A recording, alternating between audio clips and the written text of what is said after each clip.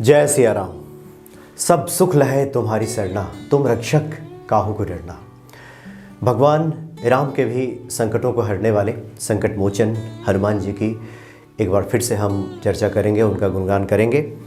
और आपके चिर परिचित ज्योतिषाचार्य और कथामर्मज्ञ आचार्य सुरसेन ब्रिजवासी जी आपके सामने उपस्थित हैं। स्वागत है आपका। जय सिया राम। और जब जब समय मिलता है आचार्य जी आपके सामने उपस्थित होते हैं और हनुमान चालीसा की कड़ियों को आगे बढ़ाते हुए आज किस महत्वपूर्ण पंक्ति की आप व्याख्या कर रहे हैं आचार्य जी? जी, सबसे पहले सभी को जय श्री राम। और देखिए, आज हम जो बात करने के लिए जा रहे हैं वो बड़ी अद्भुत और विलक्षण है। आइए उस चौपाई को एक बार हम लोग गा लेते हैं। जी।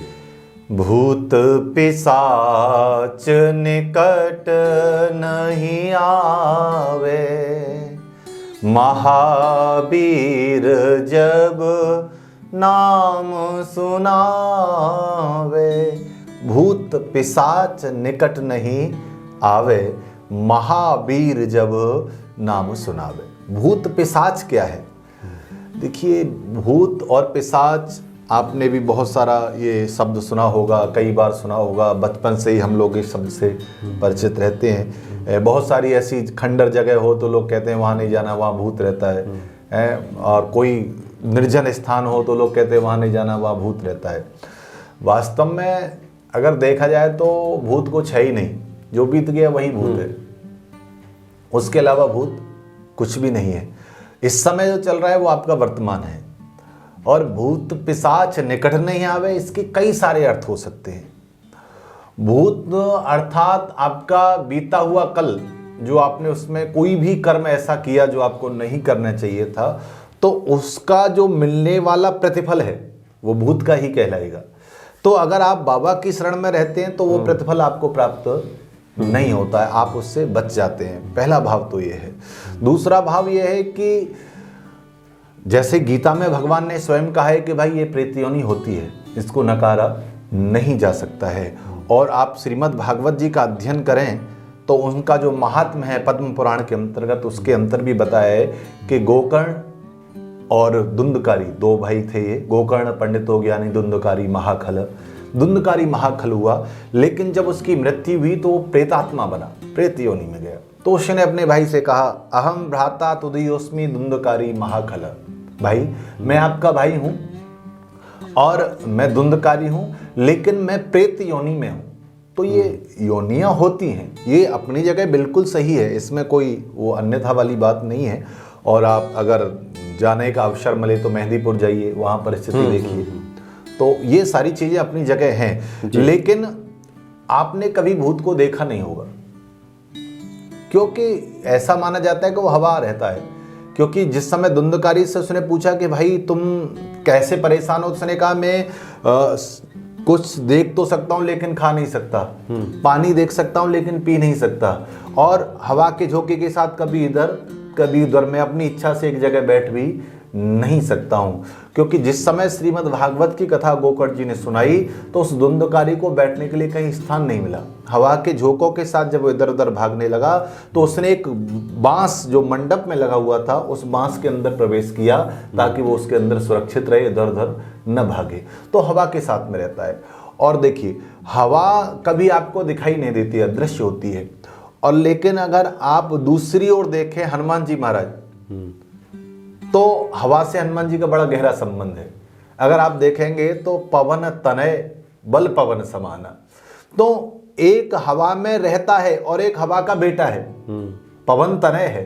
तो उस भूत से, उस हवा से अगर कोई मुक्ति दिला सकता है तो केवल उसका बेटा ही दिला सकता है। तो अर्थात आप हनुमान जी की तब भी आराधना करेंगे तो भी वो आपको उससे मुक्ति दिलाएंगे। दूसरी बात, भूत पिशाच निकट नहीं आवे का भावार्थ यह है कि अगर आप हनुमान जी की शरण में रहते हैं, आप परमात्मा की शरण में रहते हैं, आप ईश्वर की सन्निधि में रहती हैं, तो भूत पिशाच कहने का भाव आप यहाँ इस प्रकार से भी लगा सकते हैं कि कुछ दूषित क्रियाएं या आप कहिए नकारात्मकता जो हमारे जीवन में हावी हो जाती है कई बार, और हम चाह करके भी उससे पीछा नहीं छुड़ा पाते हैं। तो वो नकारात्मकता को सकारात्मकता में अगर कोई बदल सकता है तो वो श्री हनुमान जी महाराज हैं, वो श्री बालाजी महाराज हैं। आप उनकी शरण में आते हैं तो आपके जीवन की जो नकारात्मकता है वो भी वो दूर करते हैं। और हमारे जीवन में जो नकारात्मकता है उसका हमारे जीवन में हमारे आहार और विहार से बड़ा प्रभाव पड़ता है। आप रामचरितमानस में देखेंगे तो आहार और आहारा दोनों का भिन्न भिन्न अर्थ किया है रामचरितमानस में गोस्वामी जी ने। आहार क्या है कि करें आहार साक फल कंदा। बाबा कहते हैं कि जो आहार का मतलब है जो कि सात्विक भोजन करे, दाल सब्जी रोटी चावल ये सब हैं, फल फ्रूट ये सब जो कर रहे हैं ये आप आहार है। और अगर आप उसी रामचरितमानस में देखें और सुंदरकांड में प्रवेश करें, जिस समय श्री हनुमान जी महाराज समुद्र को लांघ रहे उस समय वहां उन्हें देवताओं की माता मिलती है और वो कहती है कि महाराज आज सुरन मोय दीन आहारा। तो वो आहारा किसे कह रही है, अर्थात मांस भक्षण। हनुमान जी को स्वयं भोजन बनाना के लिए वो उन्हें आहारा कह रही है कि सुरसा कह रही है कि आज मेरी देवताओं ने मेरी इच्छा पूरी कर दी, आज तुम मेरे आहारा बनकर के आए हो। तो अर्थात जो दूसरे का खून का प्यासा है दूसरे की मज्जा का प्यासा है, जो दूसरे की अस्थि का प्यासा है, ये आहारा वाले हैं, ये राक्षसी प्रवृत्ति वाले हैं। तो भूत पिशाच निकट नहीं आए। भूत से अर्थात जो आपका अतीत है, भूत से अर्थात जो आपका बीत गया है, आप उसकी चिंता से मुक्त कैसे हों। क्योंकि जीवन में बहुत समय तो हम ये सोचने में लगा देते हैं कि हमने उस समय क्या किया और उसका अब हमारे लिए क्या होगा। तो इस सब के बारे में सोचना आप बिल्कुल कब छोड़ेंगे, जब आप हनुमान जी की शरण में चले जाएंगे। जब आप हनुमान जी की शरण में चले जाएंगे तो आपको अपने भूत की चिंता नहीं होगी, आप उसके बारे में नहीं सोचेंगे कि कैसे होगा, क्या होगा, ऐसा किया था अब उसका क्या फल मिलेगा। तो इन सब को सोचने से कुछ भी होने वाला नहीं है। दूसरा, भूत सबसे भावार्थ मैंने आपको बताया कि भूत किसके साथ में लगता है। अगर हम अपनी प्रैक्टिकल लाइफ में देखें तो कोई एक पद होता है और उस पद का प्रभाव जब हमारे जीवन में समाप्त हो जाता है या उस हम पद से मुक्त हो जाते हैं, रिटायर हो जाते हैं, तो उस पद को जब हम अपने नाम के साथ में लगाते हैं तो हम क्या लगाते हैं, भूत पूर्व, है ना। तो क्योंकि पद का मोह हमसे छूटा नहीं, इसलिए हम उसके साथ में भूत शब्द जोड़ देते हैं। तो भूत को तो हमने खुद बुलाया है और हम कहते हैं कि ये भूत हमें परेशान करा रहे। भैया जब ने तुम खुद अपने नाम के साथ में भूत लगाए बैठे हो और कहते हो कि हमें भूत परेशान कर रहा है, तो क्या जरूरत है भैया तुम्हें इस भूत को लगाने और वही बातें याद आती रहे, हाँ तो भूत पकड़ लिया। तो भूत तो पकड़ेगा ही ना। जब आप स्वयं भूत को साथ में लेकर के घूम रहे हो तो वो सब आपके साथ में घूमेगा ही घूमेगा। पद घूमेगा तो पद में आपने क्या किया वो भी घूमेगा, वो घूमेगा तो आप हमेशा परेशान ही रहेंगे। और दूसरी बात क्या होती है कि मानसिकता हमारी ऐसी हो गई कि पद भले ही नहीं है लेकिन पद का नाम लगा हो तो हमें लगता है आज भी हम उसी पद में हैं, तो हम उससे वैसी ही उम्मीद करते हैं और वैसा ही सब कुछ चाहते हैं। किसी से मैं सुन रहा था, कोई बता रहा था कि एक सज्जन थे, ऑफिसर रैंक के आदमी थे, वो रिटायर हो गए। रिटायरमेंट के 2 महीने बाद उन्होंने कहा कि मुझे वहां जाना चाहिए। तो अपने मन में अरमान उनके इस प्रकार थे, मैं जाऊंगा, मेरा सम्मान होगा, लोग मुझे वाह वाह नज़र से देखेंगे, जितना रौब था उससे ज़्यादा होगा। तो वो सज्जन बता रहे कि जिस समय वो उस ऑफिस के गेट पर पहुंचे तो जो चपरासी है गेट पर, गेटमैन, उसने रोक दिया कि सर आपकी गाड़ी अंदर नहीं जा सकती। तो उसे बड़ा आश्चर्य हुआ व्यक्ति को कि अभी तक तो मुझे देखते ही गेट को खोल दिया जाता था और गाड़ी अंदर जाती थी, और आज ये व्यक्ति मुझे रोक रहा है कि गाड़ी बाहर खड़ी करिए। उसने कहा भाई ऐसा क्यों कर रहे हो कि सर अब आप गाड़ी के साथ अंदर नहीं जा सकते, जो पद पर हैं वही गाड़ी के अंदर साथ जा सकते, यहाँ अंदर जो कर्मचारी, अब आप यहाँ के कर्मचारी नहीं हैं। और तो उस व्यक्ति को बड़ा गुस्सा आया, उसने अंदर जो हेड था उसे फोन किया, वो व्यक्ति बाहर निकल करके आया और जैसे तैसे करके गाड़ी से तो उसको अंदर ले गया। तो अंदर ले गया तो उसे उम्मीद थी कि ये मेरा जूनियर, अब मैं आया हूं तो मेरा पूरा सम्मान करेगा, मेरा वही सब भाव करेगा। लेकिन उसने एक क्लर्क के पास में बिठा दिया कि भाई साहब आए हैं, साहब की जो समस्या है वो सुनो और इनका निवारण करो, और वो स्वयं अपने काम में लग गया। तो उसे ख्याल आया कि मैं जो अरमान सजाए बैठा था कि ऑफिस मेरा, मैंने अपना पूरा जीवन दिया वहां, मैं इस पद पर रहा और उस पद पर था तो इतना रौब था कि ऑफिस में कोई हिल नहीं सकता था। लेकिन आज वही सब लोग, मतलब ऐसी अपनी दुर्दशा उसने देखी तो वो परेशान हो गए और उसे समझ आ गया कि भैया अब मेरा यहाँ पर कोई अस्तित्व नहीं बचा है। तो यही हम सब लोगों के जीवन में भी यही, हम सब लोग भी यही माने बैठे हैं कि हम जहां भी जाएंगे ऐसा होगा वैसा होगा, या हम इस पद पे हैं हमारे साथ ये होगा। ऐसा कुछ भी नहीं है। आप किसी भी पद पे नहीं हो, आप केवल और केवल बाबा की शरण में जाइए, केवल आप शरणागति के पद को स्वीकार करिए, केवल आप दासत्व को स्वीकार करिए, फिर देखिए आपके जीवन में वो होगा जो आपने कभी सोचा भी नहीं होगा। लेकिन इन सब से मुक्ति के लिए केवल और केवल आपको भगवत नाम का स्मरण करना होगा, तभी आप भूत और पिशाच दोनों से मुक्त हो, यानी अतीत और भविष्य दोनों से आप मुक्त होंगे। अच्छा आचार्य जी, आपने शुरू में जिक्र किया कि प्रेत योनियां भी होती हैं। श्रीमद् भागवत गीता में भी इसका जिक्र है। बहुत सारे भक्तों की जिज्ञासा भी रहती है कि वो परेशान है, किसी ने कुछ करा दिया है, जादू टोना हो गया है, भूत ने पकड़ लिया, ऐसे ही हवा लग गई है। क्या ऐसे लोग भी इन पंक्तियों का गायन करें तो बच सकते हैं? बिल्कुल बिल्कुल। देखिए, योनियां सब होती हैं और स्वयं भगवान गीता में इस बात को कह ही रहे हैं कि प्रेत आत्मा होती है, प्रेत योनि। श्रीमद् भागवत के महात्म्य में भी जो है इसका वर्णन है, जो स्कंद जो कि पद्म पुराण से लिया गया है, उसमें वर्णन है कि धुंधकारी और गोकर्ण दो पुत्र थे। और धुंधकारी जो था वो दुष्ट हुआ, दुराचारी हुआ। गोकर्ण पंडितो ज्ञानी धुंधकारी महाखल। तो उस धुंधकारी ने जब गोकर्ण से कहा कि भैया अहम भ्राता तुदियोस्मि धुंधकारी महाखल, मैं तुम्हारा भाई हूँ और दुष्ट हूँ, दुराचारी हूँ, प्रेत योनि में। तो उन्होंने कहा भाई तुम प्रेत योनि में कैसे पहुंच गए? मैंने गया श्राद्ध किया, तुम्हें तो मुक्ति मिल जानी चाहिए। तो उसने कहा गया श्राद्ध सते नापे मुक्तिर्मे न भविष्यति। आप एक नहीं 100 बार गया श्राद्ध करो तो भी मुक्ति नहीं हो सकती, क्योंकि मैं प्रेत हूं और प्रेत की मुक्ति सहज में नहीं होती है। तो ये जो योनियां हैं, आप इनको भय लगता है, आपको लगता है किसने कुछ करा दिया है, आपको लगता है कि नहीं पहले सब कुछ अच्छा था, वैसा नहीं है, किसी का कुछ किया कराया है, या किसी हवा का है, या किसी कुछ का है, तो आप निश्चिंत होकर के केवल और केवल कुछ नहीं करना है आपको। ये जो पंक्तियां हैं, भूत पिशाच निकट नहीं आवे, महावीर जब नाम सुनावे, इन पंक्तियों का केवल और केवल आपको 108 बार जाप करना है। भाव और श्रद्धा के साथ में तन्मय होकर के आप इन पंक्तियों में खो करके इसका जाप करिए। और जाप जब आप भाव और श्रद्धा के साथ में करेंगे तो आप पाएंगे कि धीरे धीरे आप इन सब चीज़ों से मुक्त हो रहे हैं, या ये चीज़ें आपके जो मानसिकता है उससे दूर जा रही हैं। इसमें आप एक और उपाय कर सकते हैं कि आप आसन पर बैठ करके जाप करें। दूसरा, सामने तुलसी पत्र रख करके जाप करें। गंगा जल में तुलसी पत्र पड़ा हुआ होना चाहिए और उस तुलसी पत्र के सामने रख करके, गंगा जल में रख करके आप 108 बार इसका जाप करिए, इस चौपाई का देखते हुए। और उस गंगा जल और तुलसी पत्र को अगर आप स्वयं पीड़ित हैं तो स्वयं उसका पान कर लीजिए। अगर आपका कोई जानने वाला, कोई मिलने वाला, कोई संबंधी पीड़ित है तो आप इसको उसका पान कराइए। तो निश्चित ही आप उसके जीवन में पाएंगे कि ये समस्याएं धीरे धीरे दूर हो रही हैं। और कम से कम 41 दिन तक आप इस विधि को करिए। 41 दिन तक नियमित रूप से आप करेंगे तो कितना भी बड़े कोई भी तंत्र क्रिया हो, कितना भी कोई दुष्प्रभाव आपको लगता है तो वो सब इससे दूर होगा, क्योंकि ये हनुमत कृपा का प्रभाव है।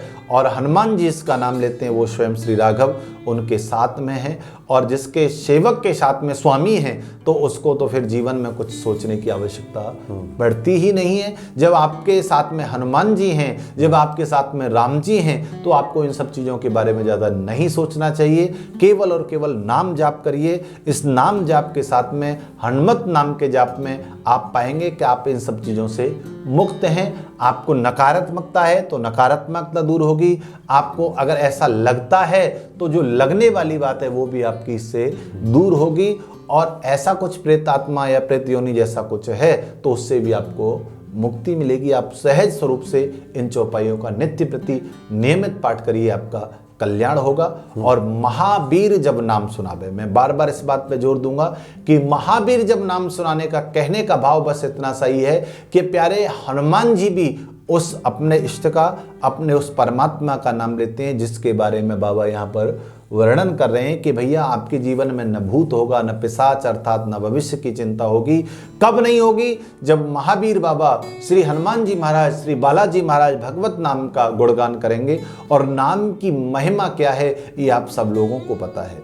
नाम राम एक तापसती अतारी, नाम कोटि खल कुमते सुधारी। वर्णन आता है कि भैया राम जी बड़े हैं या राम का नाम बड़ा है। तो कुछों ने कहा कि भाई नहीं, बड़े तो राम जी हैं, क्योंकि इतना बड़ा साम्राज्य उनके पास, 36,000 वर्ष उन्होंने राज्य किया। तो संत कहते हैं कि नहीं नहीं, राम बड़े नहीं है, राम से बड़ा राम का नाम है, राम से बड़ा राम का नाम। क्यों? क्योंकि राम एक तापस्तीय तारी, अपने पूरे जीवन में राम ने अगर किसी का कल्याण किया, किसी का उद्धार किया, किसी को मुक्ति दी या किसी मूर्ति से जीवन प्रकट किया, तो वो केवल और एक केवल अहिल्या के साथ में किया। वहां पर प्रभु पतित पावन कहलाए। लेकिन नाम कोटि खल कुमति सुमादि, भगवान के नाम के साथ में तो न जाने कितने लोगों का उद्धार हो गया। जाने में अनजाने में भाव को भाव अनख आलसहु, नाम जपत मंगल दिस दसहु। जिसने भाव से लिया, जिसने कुभाव से लिया, जिसने प्रभाव से लिया, किसी भी तरह से अगर भगवत नाम का लिया है तो निश्चय ही उसका फल उसको मिला है। बिना फल मिले भगवान का नाम रहा हो, ऐसा किसी के जीवन में भी नहीं हुआ है। तो ऐसा नाम है और ऐसी इसकी महिमा है। इस नाम की महिमा को अगर आप गाओगे तो निश्चय ही आपके जीवन में एक अद्भुत स्वरूप, अद्भुत भाव प्रकट होकर के आएगा। क्योंकि प्यारे राम जी के नाम से आप देखिए, राम नाम की महिमा का प्रभाव देखिए। जिस समय समुद्र पर सेतु का निर्माण हो रहा था, तो नल और नील दोनों का काम कि वो शिला के ऊपर लेख लिखते हैं केवल राम, और उसको पानी में छोड़ते हैं तो वो पत्थर तैरने लगते हैं। जगत प्रसिद्ध बात है। तो राम जी ने विचार किया कि भाई ये लेखन का कार्य होता है, इतना श्रम हो रहा है, तो क्यों न मैं स्वयं अपने हाथ से इस काम को करूं। तो इन्हें लिखने की आवश्यकता नहीं होगी, तो और सहज हो जाएगा, थोड़ा सरल हो जाएगा। तो थोड़ा सा राम जी एकांत स्थान पर गए और वहां जाकर के राम जी ने देखा इधर उधर कोई नहीं है, तो एक शिला उठाई और शिला उठा करके समुद्र में फेंकी। जैसे ही शिला को उठा करके समुद्र में फेंका तो शिला उसके अंदर डूब गई। तो राम जी ने कहा ये भी अच्छा है, मैंने जो प्रैक्टिकल किया अकेले में किया। इतने लोगों का श्रद्धा और विश्वास है कि राम में इतनी महिमा है, और आज राम स्वयं पत्थर फेंक रहा है तो वो डूब रहा है और उसके नाम के पत्थर तैर रहे हैं। क्या अद्भुत लीला है।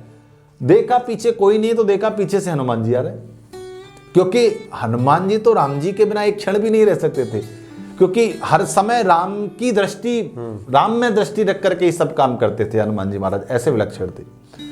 तो हनुमान जी को राम जी ने देखा तो उन्हें हनुमान जी का यूं आना अच्छा नहीं लगा। उन्होंने कहा ये हनुमान जाकर के सब में कह देगा कि प्रभु ने ऐसे ऐसे फेंका और वो डूब गया।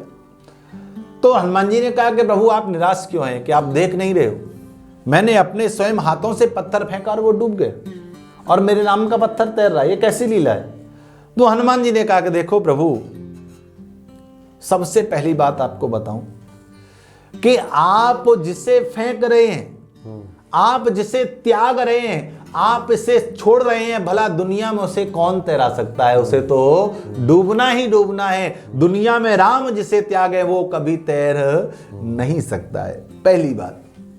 दूसरी बात प्रभु, वास्तविकता तो यह है कि प्रभु आपके नाम का इतना बड़ा प्रभाव है, आपके नाम की इतनी बड़ी महिमा है कि राम नाम अगर जहां भी लिखा जाएगा तो कभी भी उसका अहित नहीं हो सकता है। तो प्रभु वास्तविकता तो यह है कि आपसे अधिक जो प्रभाव है वो आपके नाम में है, और राम नाम लिखने से, अर्थात राम का जिसे आश्रय मिल गया वो कभी जीवन में डूब नहीं सकता है। जो निराश्रय होगा वो डूबेगा, लेकिन जिसे राम नाम का आश्रय मिलेगा वो कभी डूबेगा नहीं। इसलिए बाबा कहते हैं कि महावीर जब नाम सुनावे, तो राम नाम की महिमा इतनी प्रबल है कि आप इसके आश्रित होकर के, इसके आश्रय में रह करके काम करोगे तो निश्चय ही आपको न भूत की चिंता होगी, न भविष्य की चिंता होगी। भूत पिशाच निकट नहीं आवे, महावीर जब नाम सुनावे। तो प्यारे भाव और श्रद्धा के साथ आप इसका जाप करिए, आप इन्हें अपने हृदय में पधराइए, तो निश्चय ही आपके जीवन से भी इन सब समस्याओं का समाधान होगा, हल होगा, और आप भी अपने आप को सहज पाएंगे, मुक्त पाएंगे और आनंदित पाएंगे। जी जी, काफ़ी महत्वपूर्ण ये पंक्तियां हैं।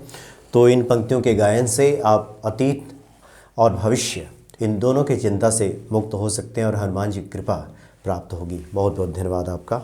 जय जय सिया राम।